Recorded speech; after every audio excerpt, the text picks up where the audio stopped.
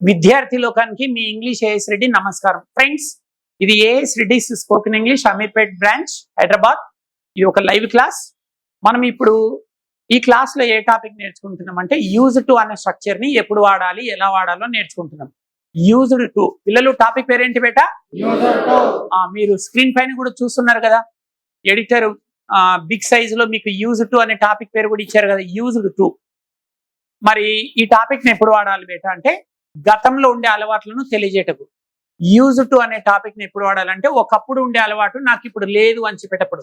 For example, నేను సినిమాలు చూసేవాడిని అంటాం, అంటే ఇప్పుడు సినిమాలు చూసే అలవాటు లేకుంటేనే.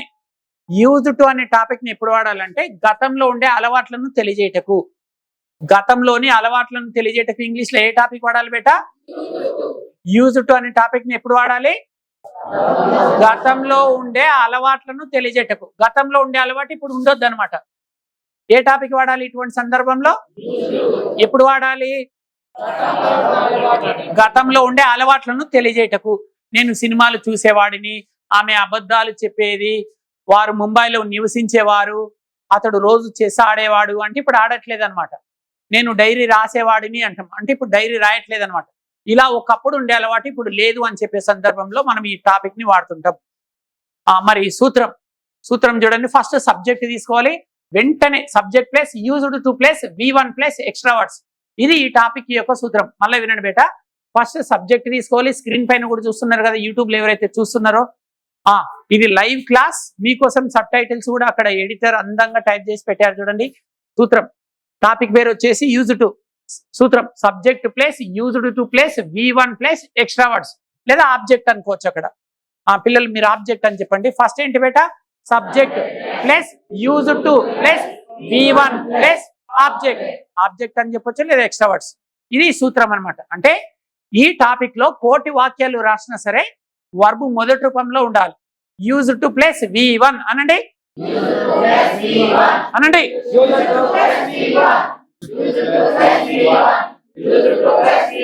స్టాప్ పర్లేదు. యూజ్ టు వస్తే V1 రావాలి, గుర్తుపెట్టుకోవాలి. ఇప్పుడు నేను తెలుగులో వాక్యాలు ఇస్తాను, మీరు ఇంగ్లీష్ లో చెప్పాలి. Are you ready? స్ట్రైట్ గా కూర్చోండి. స్ట్రైట్ కెమెరా వైపు చూడండి. నేను తెలుగులో వాక్యాలు ఇస్తాను, మీరు ఇంగ్లీష్ లో చెప్పాలి. ముందుగా ఐ అనే సబ్జెక్ట్. నేను సినిమాలు చూసేవాడిని. I use to watch movies. Okay, very good. Next we అనే సబ్జెక్ట్. మేము సినిమాలు చూసేవారిని. We use to watch movies. Okay, you అనే సబ్జెక్ట్. మీరు సినిమాలు చూసేవారు. You use to watch movies. Subject they. వారు సినిమాలు చూసేవారు. They used to watch movies. Subject he బేటా. అతడు సినిమాలు చూసేవాడు. He used to watch movies. Subject she బేటా. ఆమె సినిమాలు చూసేది. ఇప్పుడు సబ్జెక్ట్ మై ఫ్రెండ్. నా ఫ్రెండ్ సినిమాలు చూసేవాడు. ఇప్పుడు థర్డ్ పర్సన్ ప్లూరల్. మా పేరెంట్స్ సినిమాలు చూసేవారు. My parents use to watch movies. ఏ సబ్జెక్ట్ వచ్చినా సబ్జెక్ట్ వెంటనే ఏం తీసుకోవాలి బేటా? Use to. యూజ్ టు వెంటనే V1 V2 తర్వాత ఎక్స్ట్రా వర్డ్స్ కానీ ఆబ్జెక్ట్ కానీ. ఓకే, అర్థమైందా? ఎంతమందికి అర్థమైంది? యూజ్ టు వాడి వాక్యాలు రాయడం. చేతులు స్ట్రైట్ గా లేపండి. స్ట్రైట్ గా లేపారు కదా. ఇప్పుడు నేను తెలుగులో ప్రశ్నలు ఇస్తే ఇంగ్లీష్ లోకి ట్రాన్స్లేషన్ చేయాలి. ఇప్పుడు చేతులు లేపండి చూద్దాం. మీరే అన్నారు ఇందాక నాకు స్ట్రైట్ తెలుగులో ఇస్తే ఇంగ్లీష్లో చెప్పాలి. కూర్చోండి చూద్దాం. నువ్వు లేవా? నేను ఒక తెలుగు వాక్యాన్ని ఇస్తాను, దాన్ని ఇంగ్లీష్లో చెప్పాలి. Are you ready? రైట్. ఆమె సబ్జెక్ట్. ఆమె కథలు రాసేది, అంటే కథలు రాసే అలవాటు ఉండి ఇప్పుడు లేదు.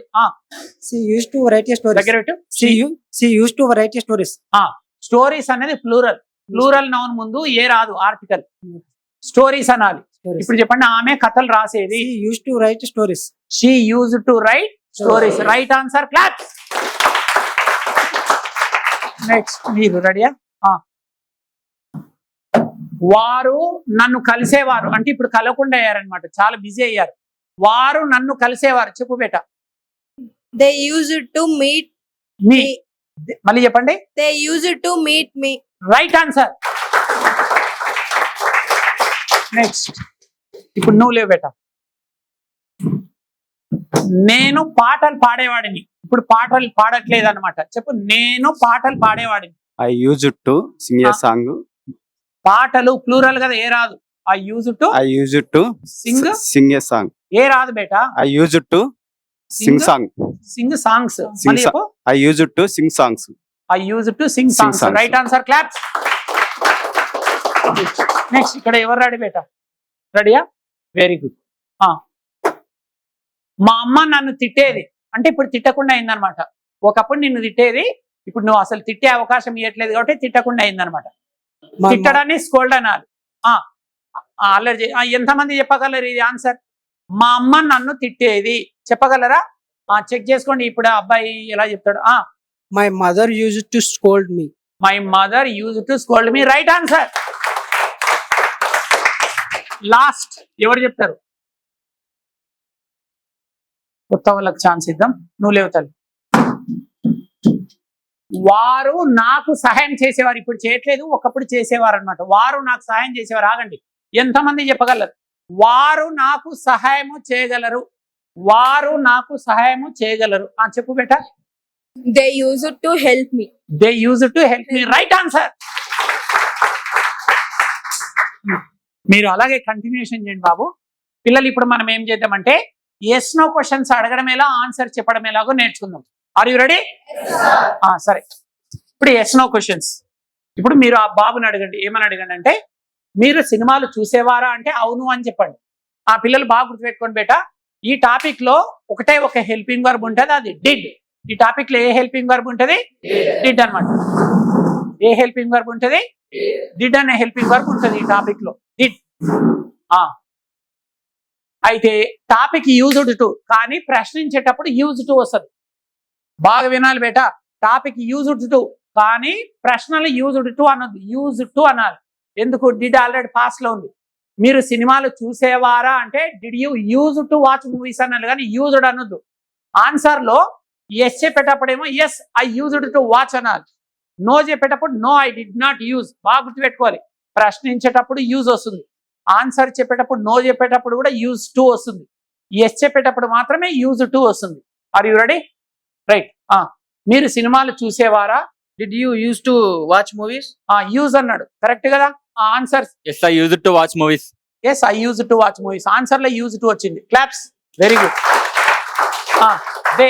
వారు సినిమాలు చూసేవారా? Did they used to watch movies? Yes చెప్పు బాబు. Yes, they used to watch movies. Very good. Next, he అతడు సినిమాలు చూసేవాడా? Did he used to watch movies? Yes, he used to watch movies. She ఆమె సినిమాలు చూసేదా? Did she used to watch movies? Yes, she used to watch movies. Wonderful. Claps claps claps. ఇప్పుడు WH words. ఇప్పుడు మీరు yes no, yes చెప్పారు కదా, no చెప్పలేదు కదా బేటా. No. ఇప్పుడు నో చెప్పాలి. ఇప్పుడు సేమ్ ప్రశ్నలు అడగండి, మీరు నో చెప్పండి. మీరు సినిమాలు చూసేవారంటే నో చెప్పాలి. No I did not use అనాలి. ఎస్ చెప్పేటప్పుడేమో యూజ్ టు వచ్చింది. నో చెప్పేటప్పుడు యూజ్ టు రావాలి. అడగండి, మీరు సినిమాలు చూసేవారా? Did you used to watch movies? No చెప్పాలి. No, I did not watch. No, I did not use it. No, I did not use to watch movies. They వారి సినిమాలు చూసేవారా? Did they used to watch movies? No, they did not use to watch movies. He అతడి సినిమాలు చూసేవాడా? Did he used to watch movies? No, he did not use to watch movies. She Did she used to watch movies? No, she did not use to watch movies. Very good. Claps. నువ్వు లేవా? ఇప్పుడు మీరిద్దరు WH words. నువ్వు అడగాలి బేటా. నువ్వు ఏమి చదివేవాడివి అంటే నేను కథలు చదివేవాడిని అని చెప్పాలి. WH words what. నువ్వు ఏమి చదివేవాడివి అంటే what did you use to read. నేను కథలు చదివేవాడిని. ఇప్పుడు డబ్ల్యూహెచ్ వర్డ్స్ వాడి ప్రశ్నలో యూజ్ టు ఉంది, ఆన్సర్లో యూజ్ టు వచ్చేసింది. రైట్. అడగండి, మీరు ఏమి చదివేవారు? What did you use to read. read? What did నేను you కథలు చదివేవాడిని. I read two stories. I use to read. I used to read read stories. Stories. Subject they. వారు ఏమి చదివేవారు? కథలు అని What చెప్పండి. did they use to Read. read? They. They used to Read. read stories. Very good. అతడు ఏమి చదివేవాడు? అతడు ఏం చదివేవాడు? What did he use to read? He used to read stories. Very good. ఆమె ఏమి చదివేది? What did she read? What did she used to read? She used to read stories. Claps. Very good. Next ఇప్పుడు మీరిద్దరు లేవండి. Wear పైన ప్రశ్నలు. మీరు ఎక్కడ పని చేసేవారు? అన్ని నగరాల పేర్లు చెప్పండి. మీరు ఎక్కడ పని చేసేవారు, వారు ఎక్కడ పని చేసేవారు, అతడు ఎక్కడ పని చేసేవాడు, ఆమె ఎక్కడ పని చేసేది? అడగండి. Where did you used to go to work? Where did you use to work అంటే ఎక్కడ పని చేసేదానివి. Where did you used to work? Mic ఇచ్చేసేయండి. I used to work in Germany. జర్మనీలో పనిచేసేదానివి. ఇంగ్లీష్ కోసం ఇండియాకి వచ్చావు. షెబాష్. Great. Where did they used to వారు work? ఎక్కడ వారు ఎక్కడ పని చేసేవారు? Where did they used to work? వారంటే వీళ్ళిద్దరు. They used to work in Italy. Italy నుంచి అమీర్పేట వచ్చారు, హైదరాబాద్ వచ్చారు. Very good. ఇప్పుడు ఈయనని ఏ దేశం పంపిస్తుందో ఆమె. అతడు ఎక్కడ పని చేసేవాడు? Where did he used to work?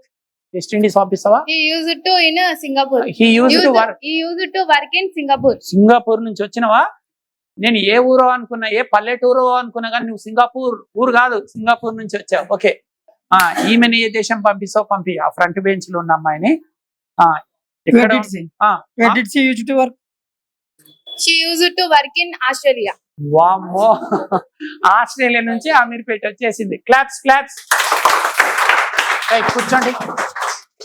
So చూస్తున్నారు కదండి లైవ్ క్లాస్ ఎంత అందంగా ఉంది చూడండి. సరే, మీరు ఎంజాయ్ చేస్తున్నారో లేదు కానీ ఇక్కడ పిల్లలు ఇది లైవ్ క్లాస్ అండి. డైరెక్ట్ గా షూటింగ్ చేసి వదిలేస్తున్నాం యూట్యూబ్ లో. మీరు చాలా లక్కీ. ఇంట్లోనే ఉండి ఈజీగా ఇంగ్లీష్ నేర్చుకుంటున్నారు. వీళ్ళందరూ ఈ క్లాస్ ఎంజాయ్ చేస్తున్నారు కలం కాగితం లేకుండా. కొందరు దొంగలాగా రాస్తున్నారు, తర్వాత ఫైన్ ఉంటది. Close the books. ఇక్కడ 90% కలం కాగితం లేకుండానే ఇంగ్లీష్ నేర్పిస్తాం. చూడండి అక్కడ లాస్ట్ లో 2-3 దొంగలు మాత్రమే రాస్తున్నారు. ఇంకా మిగతా వాళ్ళందరూ వింటున్నారు అంటున్నారు. ఇంగ్లీషు వింటే రాదు, అంటేనే వస్తుంది. బాబు పిల్లలు చెవులు ఇట్లా పట్టుకోండి. ఇంగ్లీష్ వింటే రాదు. మౌత్ దగ్గర ఫింగర్ పెట్టండి. అంటేనే వస్తుంది. వింటే కొంతవరకే, అంటే ఎంతవరకైనా. జై ఆంగ్ల యజ్ఞం. నా జీవిత లక్ష్యం 1,00,000 మందికి ఇంగ్లీష్ నేర్పించడం. డబ్బులు తీసుకొని 1,00,000 మందికి నేర్పించినా, 1,00,00,000 మందికి నేర్పించినా ప్రపంచంలో మనల్ని ఎవరేమో అభినందించరు. ఏముంది, బిజినెస్ చేస్తున్నావు అంటారు. డబ్బులు తీసుకొని ఎన్ని లక్షల మందికి నేర్పిస్తే అది గొప్పతనం ఏంటి అంటారు. కాబట్టి డబ్బులు లేకుండా ఆర్థికంగా ఇబ్బందులు ఉన్న వాళ్ళకి కనీసం 10 మందికి ఉచితంగా స్పోకెన్ ఇంగ్లీష్ శిక్షణ ఇచ్చిన కనీసం ఒకరిద్దరైనా అభినందిస్తారు, ఆశీర్వదిస్తారు. కాబట్టి నా వంతుగా 2 తెలుగు రాష్ట్రాల్లో ఆర్థికంగా వెనుకబడిన అమ్మాయిలకి దాదాపు 10,000 మందికి ఉచితంగా ఇంగ్లీష్ నేర్పించాలని నేను ఒక గొప్ప సంకల్పాన్ని తీసుకోవడం జరిగింది. మరి ఈ 10,000 మంది ఎవరంటే డిగ్రీ వరకు చదువుకొని ఉండాలి, లేదా బీటెక్ అయిపోయి ఉండాలి. డిగ్రీ లేదా బీటెక్ అయిపోయి ఉండాలి. మరి 1వ తరగతి నుంచి డిగ్రీ లేదా బీటెక్ వరకు మొత్తం ప్రభుత్వ విద్యా సంస్థలలో చదివి ఆర్థికంగా వెనుకబడిన వాళ్ళయి ఉండాలి.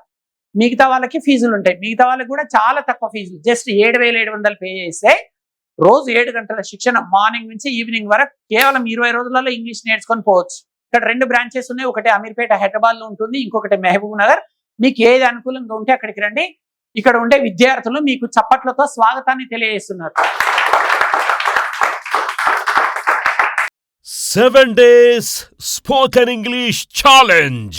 కేవలం 7 రోజుల్లోనే ఈజీగా ఇంగ్లీష్ నేర్చుకోవాలనే వారికి AS Reddy's spoken English Hyderabad వారు అందిస్తున్న సంచలన శుభవార్త. అత్యంత బిజీగా ఉండే వ్యాపారస్తులకు, ఉద్యోగులకు, గృహిణులకు మరియు విద్యార్థులకి కలం కాగితం లేకుండా మైమరపించే మంత్రాల్లాంటి అత్యద్భుతమైన టెక్నిక్స్తో కేవలం 7 రోజుల్లోనే ఈజీగా ఇంగ్లీష్ నేర్పించడానికి Indian popular spoken English trainer mister AS Reddy garu ఒక ప్రత్యేక కోర్సుని డిజైన్ చేశారు. అత్యంత ప్రతిష్టాత్మకంగా తీసుకున్న ఈ శిక్షణ ప్రతిరోజు ఉదయం 7 గంటలకు ప్రారంభమై రాత్రి 7 గంటల వరకు, అంటే రోజు 10 గంటల చొప్పున వారం రోజుల పాటు ఒక మహాయజ్ఞంలా నిర్వహించబడుతుంది. ఈ 7 రోజుల శిక్షణకు వచ్చే వారికి హాస్టల్ వసతి కలదు. మరిన్ని వివరాలకు సంప్రదించండి. AS Reddy's spoken English, Ameerpet, Hyderabad. Cell number 9989379269.